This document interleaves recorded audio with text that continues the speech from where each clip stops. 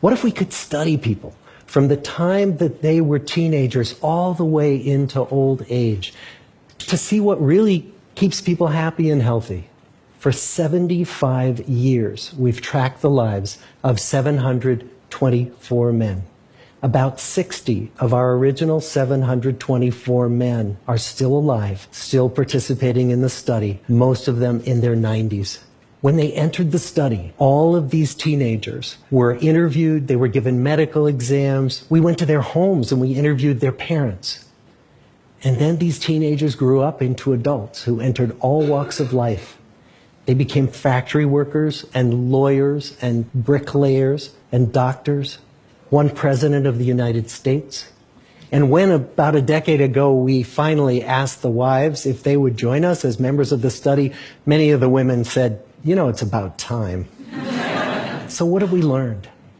The clearest message that we get from this 75-year study is this: good relationships keep us happier and healthier. We've learned 3 big lessons about relationships.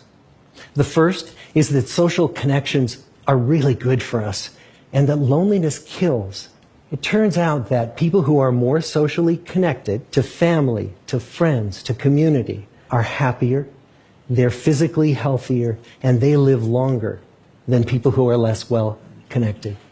And the sad fact is that at any given time, more than 1 in 5 Americans will report that they're lonely. And we know that you can be lonely in a crowd and you can be lonely in a marriage.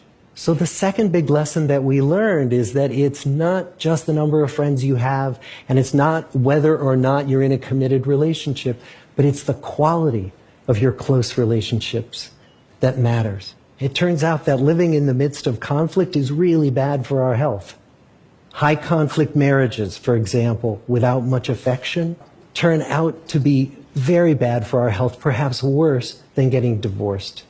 And living in the midst of good, warm relationships is protective.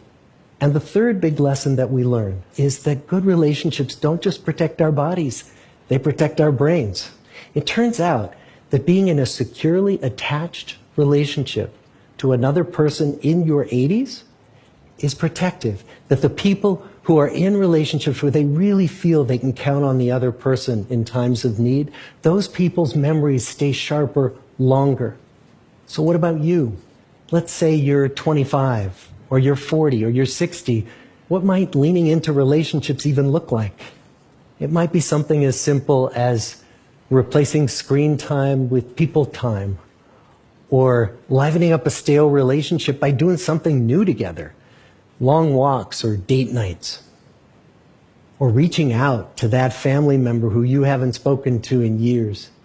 The good life is built with good relationships.